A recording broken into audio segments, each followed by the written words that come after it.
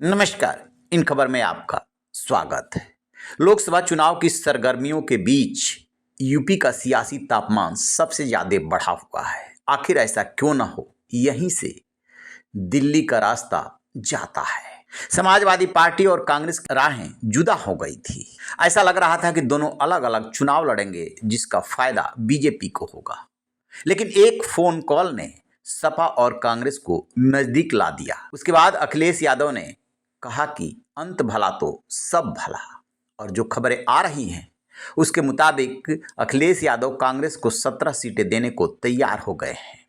इसमें 2 संशोधन होने जा रहे हैं। खबर है कि कांग्रेस मुरादाबाद और देवरिया सीट अपने पास रखने की जिद छोड़ दी है और समाजवादी पार्टी उसे श्रावस्ती व लखीमपुर खीरी सीट देने को तैयार हो गई है। पश्चिमी उत्तर प्रदेश में एक बुलंदशहर की सीट भी दोनों के बीच रार की वजह बन रही थी, उस पर भी समझौता हो गया है। आखिरकार वो फोन कॉल किसने किया जिस पर अखिलेश यादव मान गए? सूत्रों के मुताबिक प्रियंका गांधी ने अखिलेश यादव को बुधवार को फोन किया और कहा कि अलग लड़ना ठीक नहीं होगा, हमारी इन मांगों पर विचार कीजिए, फिर साथ में हम चुनाव लड़ते हैं।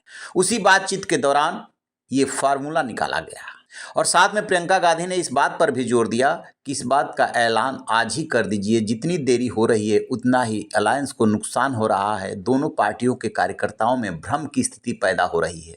अखिलेश यादव ने कहा कि बेहतर होता कि राहुल गांधी या आप साथ में होती और प्रेस कॉन्फ्रेंस करके ये ऐलान होता, लेकिन समय नहीं है, इसलिए जल्दी ही हम इसका ऐलान कर देंगे। तो इस तरीके से बात बनी समाजवादी पार्टी और कांग्रेस में, लेकिन दोनों एक दूसरे पे भरोसा नहीं कर रहे हैं। वजह यह है कि वोट बैंक का मसला आकर के टकरा रहा है।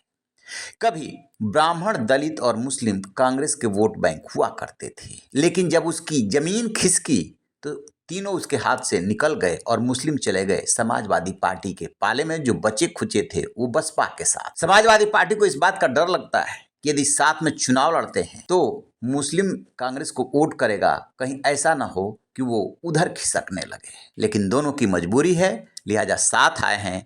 अब देखते हैं कि आगे क्या समीकरण बनता है। आपकी क्या राय है? कमेंट बॉक्स में जाकर कमेंट जरूर कीजिएगा। रहिए बेखबर, देखते रहिए इन खबर। Thank you.